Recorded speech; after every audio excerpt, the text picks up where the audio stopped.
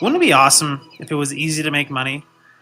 Wouldn't it be fantastic if making money didn't take concentrated time or effort? Unfortunately, that's just not the case. It takes serious planning and lots of thinking. Often, the good advice we receive from others includes sharing our ideas with someone with an experience of success.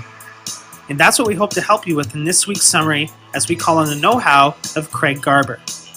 In his book, How to Make Maximum Money with Minimum Customers, Garber tells us how he can make $7,500 a day in consultancy fees from his home in Tampa. Sounds like a success to me. Lesson 1. There's no easy way. The first lesson that Garber tells us to take note of is the fact that there's no easy way to make money. In generating his success, easy didn't fit anywhere into the mix.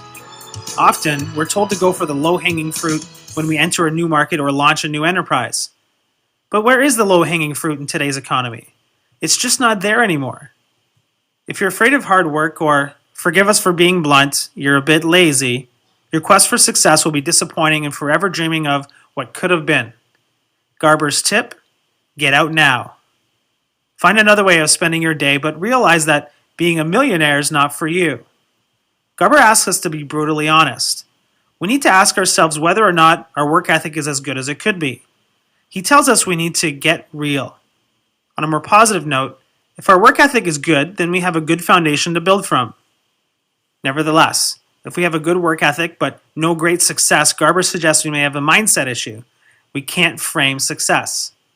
In that case, we may simply need a defined goal. Garber suggests anytime we set a deadline to do something, or anytime we start measuring whatever it is we're doing, our results will be incrementally improved. He says we should also consider finding a role model. Observe him or her to find out what makes them tick. The bottom line is this: if you're not working hard, then realize that where you are right now is very likely to be where you're going to end up.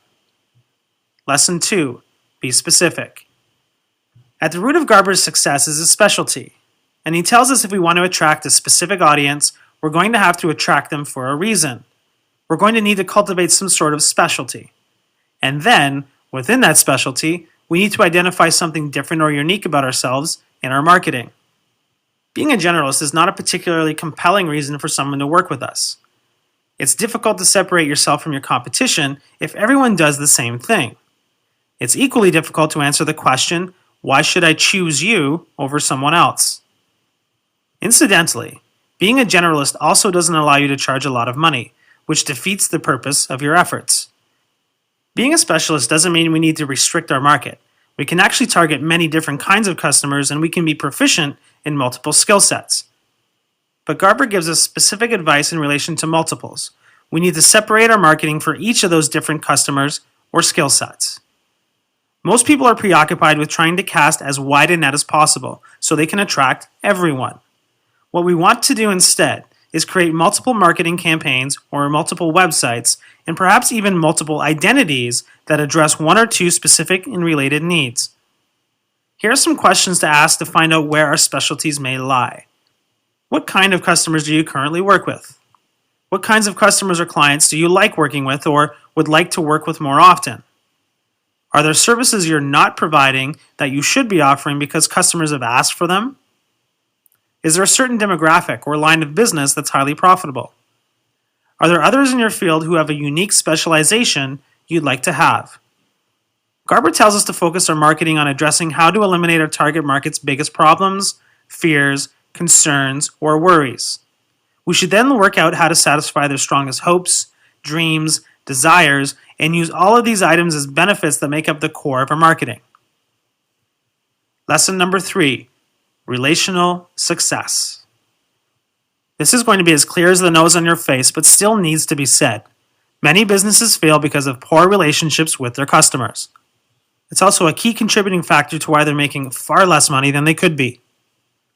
Garber clearly points out that the strength of any relationship is based on two things: the frequency and intensity of interaction. He gives us this easy analogy. We're all much closer to our spouse today than we were after knowing them for just 1 week. Business relationships are no different. No one cares how much you know until they know how much you care.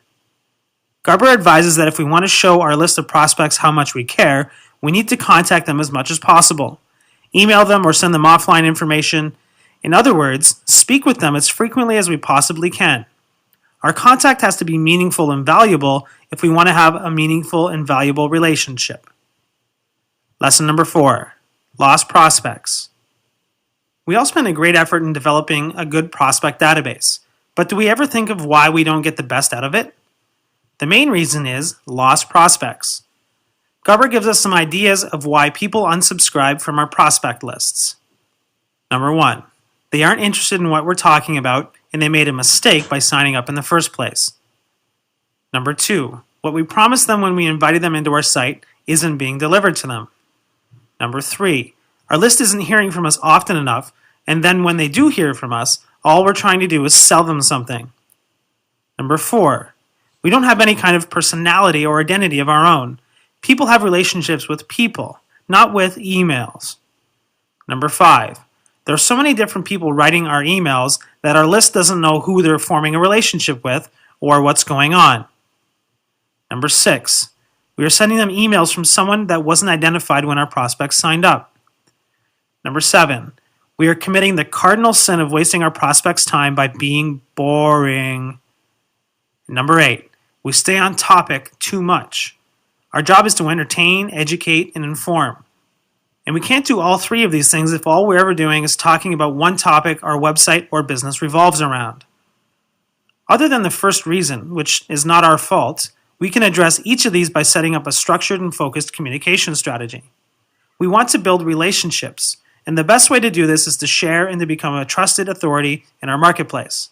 Fundamentally, we should be giving out as much information as we can possibly offer about our specialty. Now, many will say this is giving free consultancy, but in Garber's eyes, anyone who's confident enough to have all this knowledge and share it is an expert, and expertise is worth paying for. Lesson number 5, selling balance. Garber states that nothing gets bought unless you sell it first. No offer means no sale, and no sale means no money. Sales are fundamental. He believes that when companies have a sales problem, it's one of 3 things.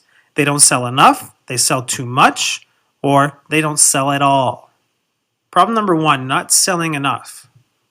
When we feel awkward about selling, we wind up communicating with our prospects only once in a blue moon, and then, whenever we do communicate, the only thing we're doing is trying to sell them something.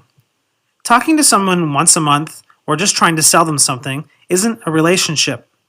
This generally winds up frustrating many of the people on our list, and many will unsubscribe. So unless we go out of our way to get someone to remember us and go out of our way to be different and create a relationship, we're merely an annoying blip on the radar screen. Problem number 2, selling too much. As a prospect, if all we're getting are hard-hitting sales pitches, we're unlikely to engage with the sender. To get around this, we need to vary and entertain as well as sell. We must consistently give our list members quality content. We need to contact them often and give them multiple opportunities to build a relationship, over and over again. Sales pitches alone just won't cut it. Problem number 3, not selling at all. Garber tells us that if we feel awkward about selling and prefer to make a living by waiting for customers to find us, we need one thing: luck. But luck isn't a very good business strategy, is it? Not selling will not make you money. As with lesson 1, if you're not cut out to sell, then you need to get out of the game. Communicating with our list but avoiding the sales elephant in the room will get us nothing but friends. Lesson number 6, don't give up. Garber's success did not occur overnight. There was a lot of blood, sweat, and tears before he got to where he is. Trial and error is key. Garber gives us some support. What we must understand is that just because something doesn't work is not a failure. Everything we do must go through some form of testing. He tells us all we need to do is to get 2 or 3 projects right out of every 10 we take on, and we'll be making a small fortune and living life on our own terms. What works for one person may not work for us, and there may be more going on than what meets the eye. And this is why the lessons we learn from the mistakes we make are so important. And if you fail, never take it personally. It's just business. Garber advises us that the next time we're thinking about throwing in the towel, we should consider Theodore Roosevelt's words: "It is not the critic who counts." not the man who points out how the strong man stumbles or where the doer of deeds could have done them better. The credit belongs to the man who's actually in the arena, whose face is marred by dust and sweat and blood, who strives valiantly, who errs, who comes up short again and again, because there is no effort without error and shortcoming.